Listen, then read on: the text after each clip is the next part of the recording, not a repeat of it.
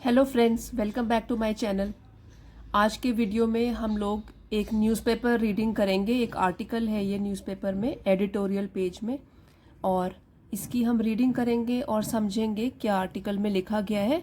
ये इसमें advance vocabulary आपको बहुत सारी मिल जाएंगी सीखने के लिए, तो आपके लिए यूज़फुल हो सकता है जो लोग सीखना चाहते हैं न्यूज़पेपर रीडिंग से एडवांस वोकैबुलरी। इसी चैनल पे आप बेसिक वोकैबुलरी वाले वीडियोस भी देख सकते हैं। बेसिक इंग्लिश है, उसमें इजी इंग्लिश है। तो अपने लेवल के अकॉर्डिंग आप अगर प्लेलिस्ट में जाएंगे तो आप वहाँ पे अपने लेवल के अनुसार बहुत सारे वीडियोस हैं और अपनी लाइकिंग के अनुसार देख सकते हैं। तो आइए आज का वीडियो शुरू करते हैं। इसका टाइटल है discovery of India. Discovery means खोज, इंडिया भारत की, तो भारत की खोज। Discovery of India. The questions foreigners ask us have changed a lot but remain strange and puzzling.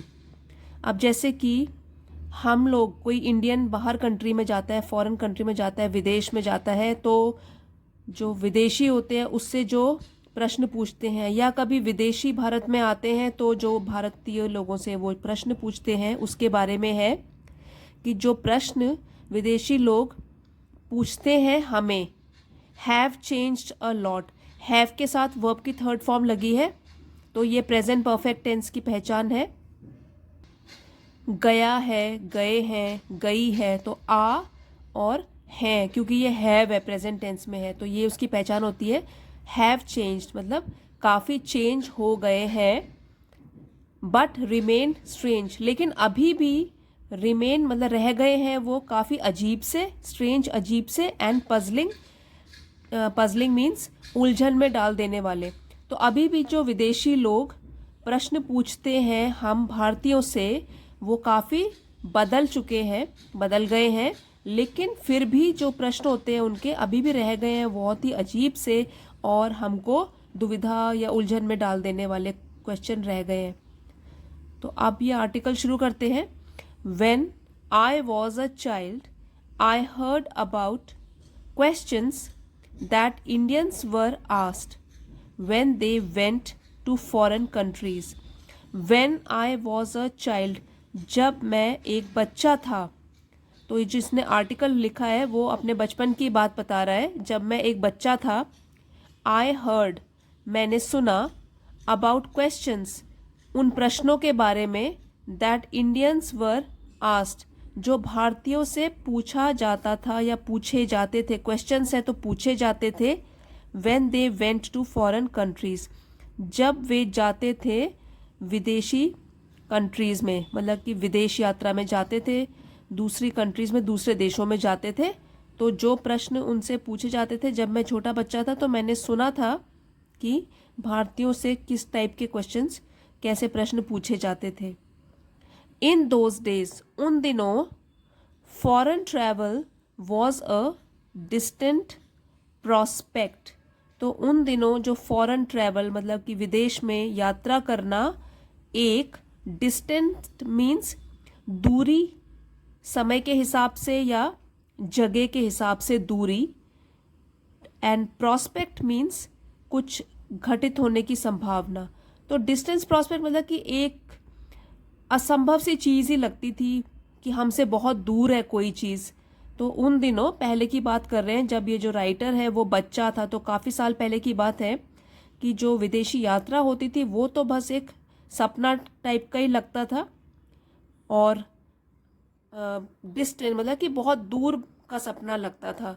Literally and metaphorically, literally बना है लिटरल से, मतलब कि अगर हम वर्ड बाय वर्ड जाएं तो शब्दों के अर्थ के अनुसार लिटरली, और मेटाफोरिकली मतलब होता है कि इसको प्रतीकात्मक रूप से अगर हम जानें, कंपेयर करें और प्रतीक के हिसाब से जाने, तो भी ये एक दूर का सपना ही लगता था विदेशी यात्रा करना। तो लिटरली भी और मेटाफोरिकली भी, तो एक शाब्दिक रूप से, शब्द के अर्थ के हिसाब से भी, और अगर हम प्रतीक के हिसाब से भी देखें तो भी ये हमको दूर, एक दूर की बात रहती थी कि मुश्किल ही है बाहर जाना। तो for the majority of Indians, ज़्यादा से ज़्यादा भारतीयों के लिए विदेशी यात्रा करना एक दूर का सपना ही लगता था।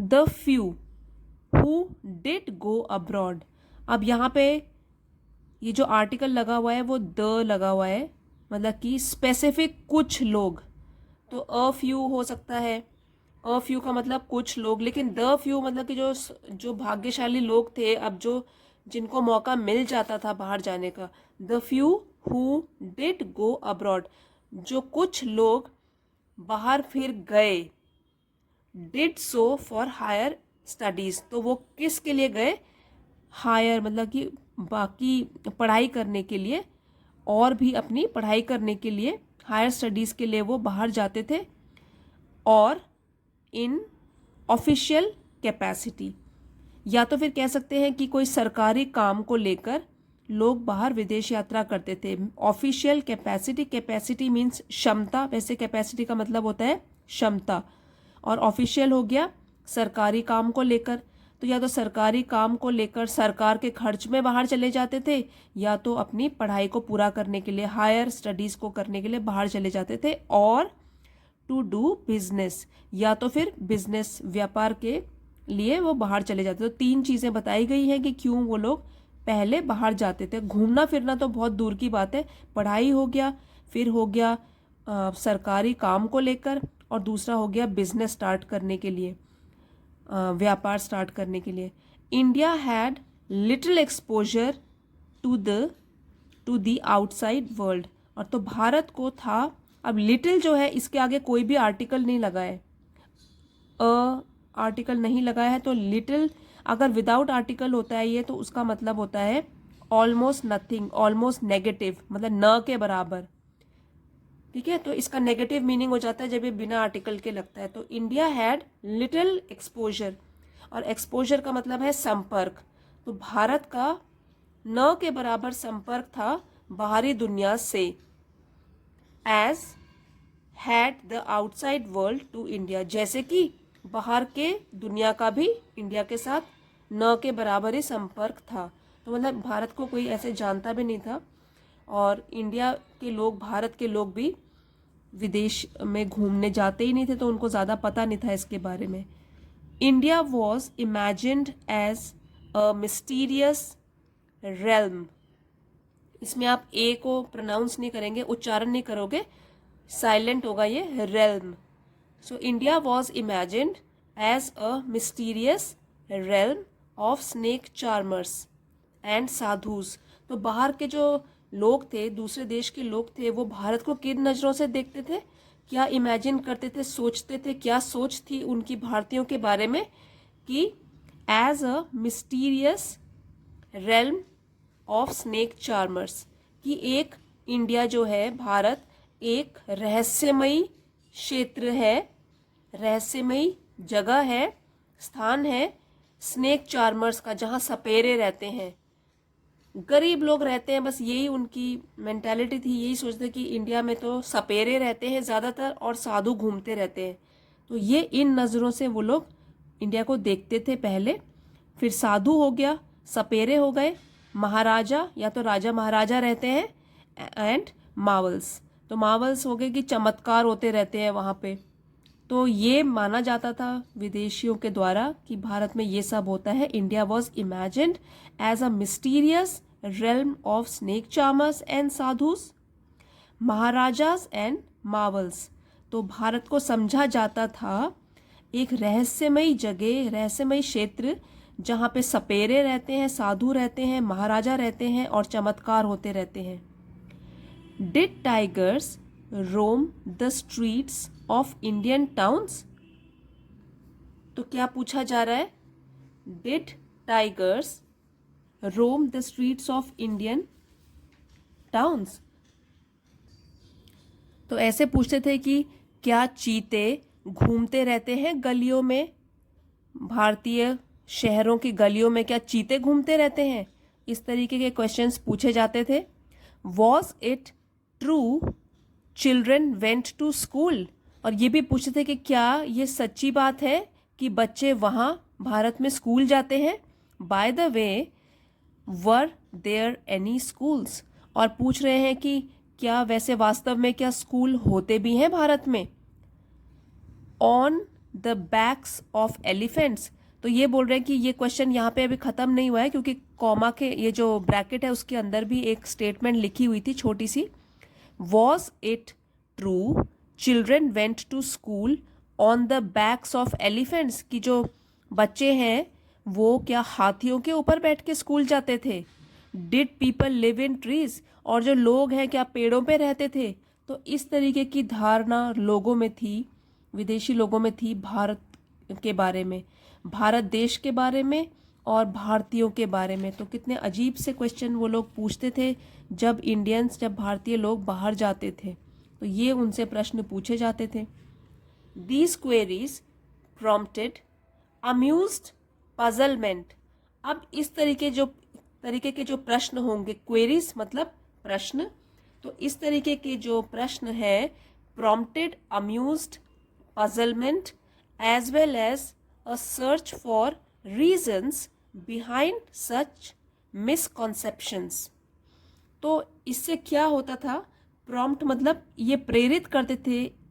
अम्यूज्ड पजलमेंट, अम्यूज्ड मीन्स हैरान हो जाना, और पजलमेंट आपको पता है कि पहेली की तरह, कि हैरान होके हम लोग इस तरीके से सोचें कि क्या कारण हो सकता है, रीज़न, हम कारण ढूंढे, सर्च फॉर रीजंस, कि हम ढूंढें कारण बिहाइंड सच मिसकॉन्सेप्शंस। मिसकॉन्सेप्शंस मीन्स गलत धारणाएं, जो उनके दिमाग में भारतीयों के प्रति जो गलत धारणाएं हैं उसके पीछे हम कारण ढूंढे, क्यों सोचते हैं वो भारतीयों के बारे में इतनी अजीब अजीब सी चीज़ें। So these queries prompted amused puzzlement. तो जब ये इस तरीके से प्रश्न पूछते थे तो भारतीय बिल्कुल ही हैरान होके कि ये तो बिल्कुल ही पहेली बना दी है इन्होंने प्रश्नों की, और कारण ढूंढने की कोशिश करते थे कि क्या कारण हो सकता है ये गलत धारणाओं के पीछे, मिसकॉन्सेप्शंस, गलत धारणाओं के पीछे जो ये लोग विदेशी लोग इंडिया के प्रति रखते हैं। Why were foreigners so ignorant about India, जो ये फॉरनर्स हैं, विदेशी लोग हैं, ये इतने इग्नोरेंट मतलब अनजान, इग्नोरेंट अनजान क्यों है भारत के बारे में।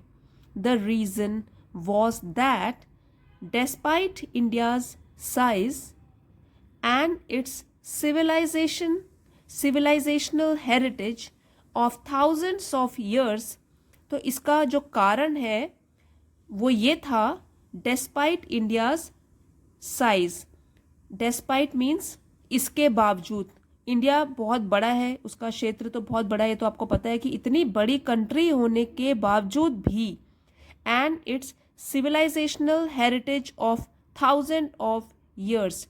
सिविलाइजेशनल का मतलब है सभ्यता, और हेरिटेज मीन्स विरासत, जो हजारों साल पहले की उनकी सभ्यता है, और सिविलाइजेशनल हेरिटेज जो उनकी सभ्यता है और जो हजारों साल पहले की है। And the fact it was the world's most populous democracy, और ये भी एक तथ्य ही है कि दुनिया भर की सबसे बड़ी आबादी वाली, पॉपुलस पॉपुलेशन से बना है, पॉपुलस मतलब कि सबसे बड़ी आबादी वाली, और डेमोक्रेसी प्रजातंत्र। तो आप फिर से पढ़ते हैं इसको। Why were foreigners so ignorant about India, तो जो फॉरनर्स विदेशी लोग थे वो इतने अनजान क्यों थे इंडिया के बारे में। The reason was that despite India size and its civilizational heritage of thousands of years and the fact it was the world's most populous democracy, India was of little importance to the world।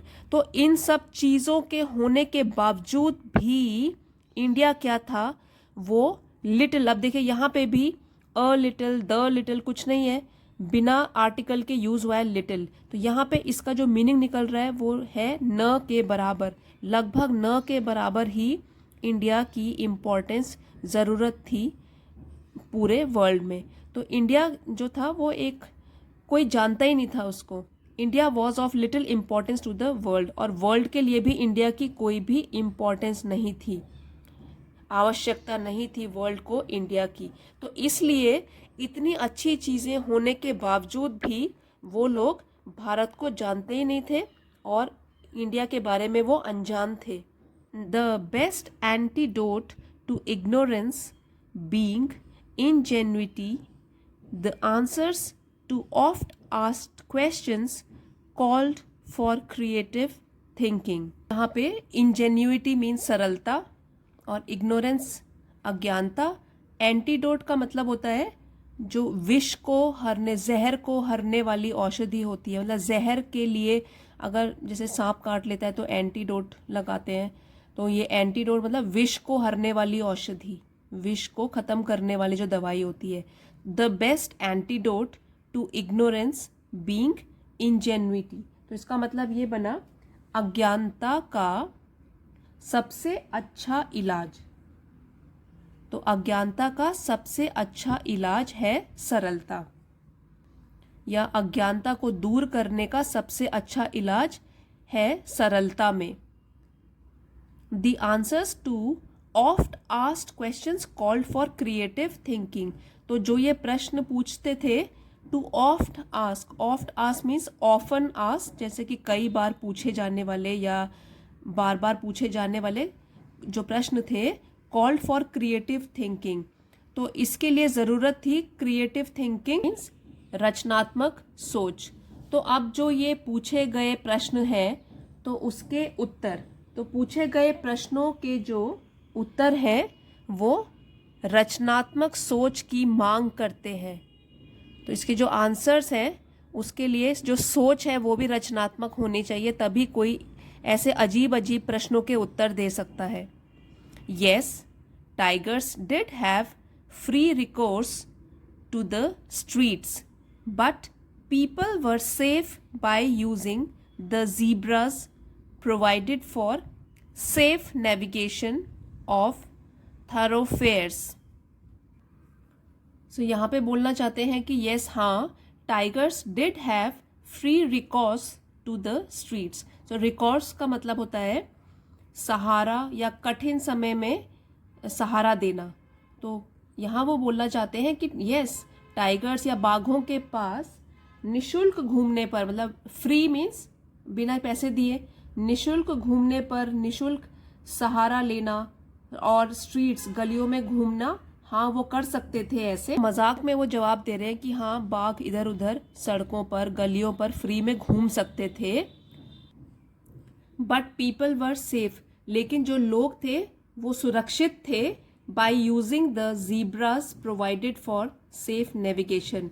तो वो zebra, तो जैसे कि जो zebra crossing होती है यहाँ उसकी बात कर रहे हैं और मजाक में उत्तर दे रहे हैं कि वो जो लोग थे वो यूज कर लेते थे वो जीब्रा क्रॉसिंग को, तो जो प्रोवाइडेड प्रदान किए गए थे सेफ नेविगेशन के लिए ऑफ थॉरोफेयर्स। नेविगेशन का मतलब है, नेविगेशन मीन्स सुरक्षित तरीके से रास्ते का पथ का प्रदर्शन करना। तो नेविगेशन हो गया रास्ता दिखाना, और थॉरोफेयर का मतलब होता है आम रास्ता।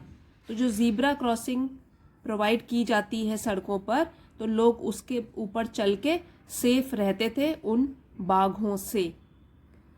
And how did people gain access to their tree homes, और अगर पूछा जाए, क्योंकि इन्होंने पहले पूछा था कि क्या लोग पेड़ों पर रहते थे, तो जहाँ तक इस सवाल की बात है, how did people gain access to their tree homes, कैसे लोग अपने पेड़ों वाले घरों की तरफ पहुंच जाते थे, एक्सेस उनको कैसे मिलता था, कैसे वो लोग पहुंच कैसे होती थी उनकी पेड़ों के ऊपर जो घर थे वहां पहुंचने पर कैसे पहुंचते थे वो, why by using elevators of course.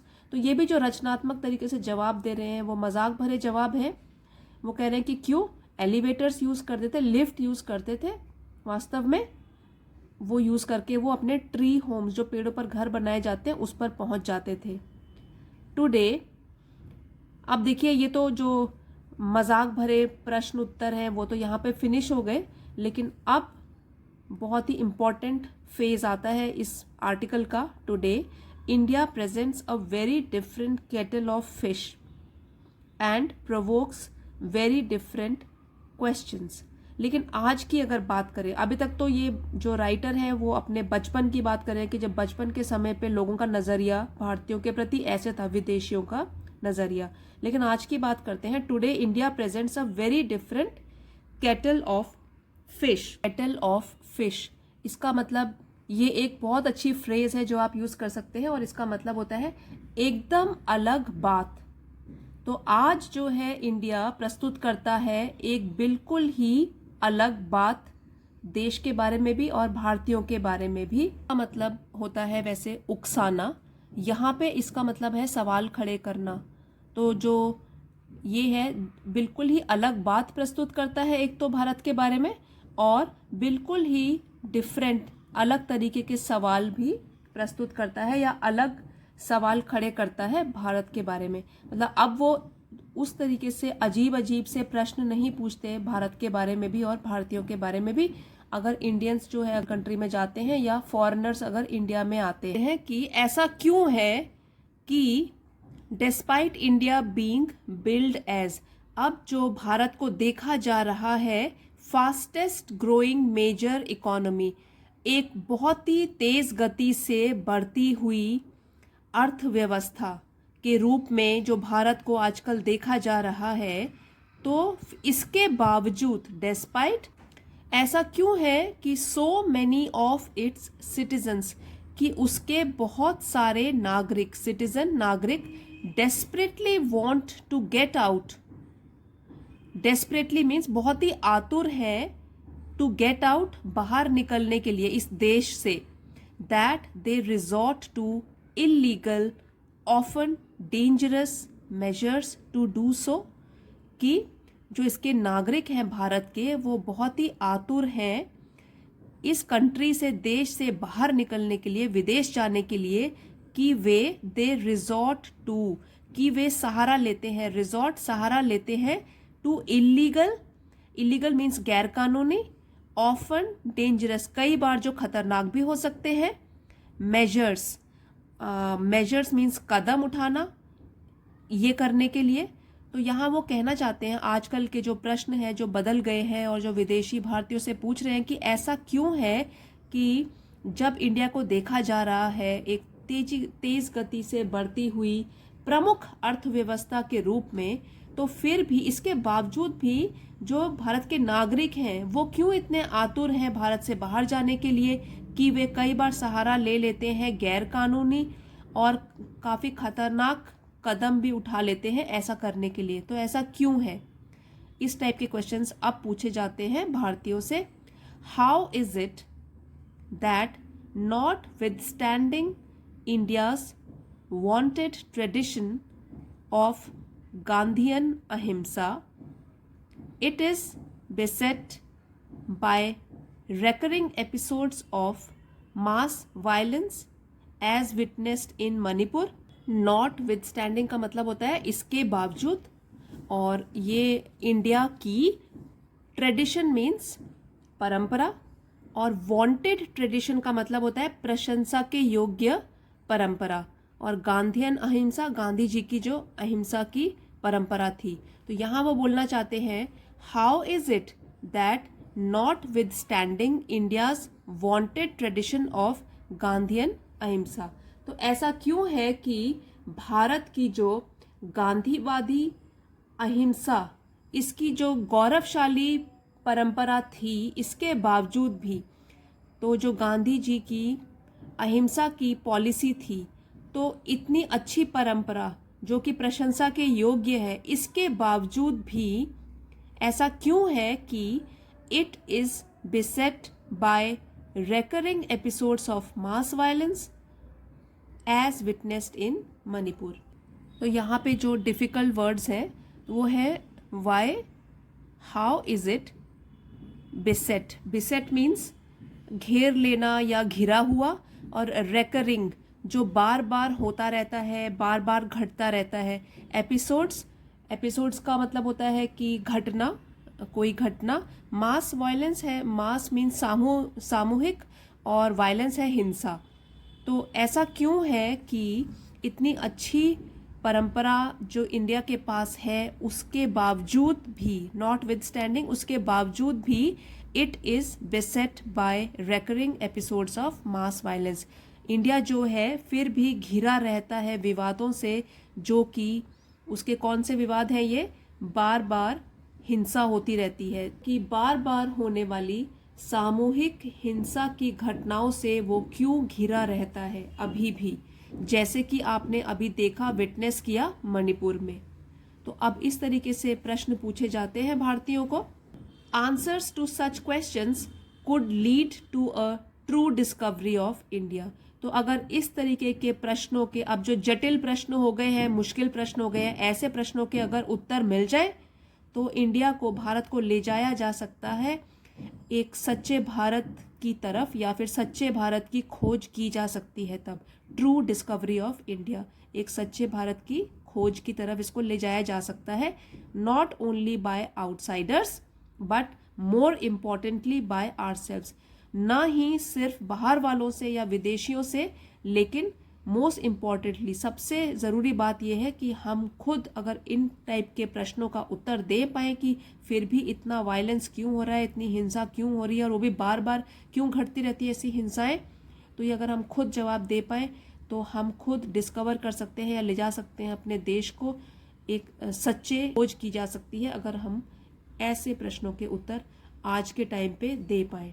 तो आई होप आपने आज के वीडियो से बहुत सारे न्यू वर्ड्स, प्रोनाउंसिएशन और जो ये आर्टिकल में कहना चाहते हैं वो आपने सीखा होगा और आपको समझ आया होगा। अगर आपको वीडियो पसंद आया है तो प्लीज़ लाइक और शेयर करना मत भूलिए, और चैनल पे नए हैं तो प्लीज़ चैनल को सब्सक्राइब कर दीजिए। ऐसे ही बेसिक इंग्लिश और एडवांस इंग्लिश से रिलेटेड वीडियोज़ यहाँ पे आते रहते हैं रोज़। Thank you everybody for watching, और कमेंट्स देकर प्लीज़ बताइए आपको कैसा लगा।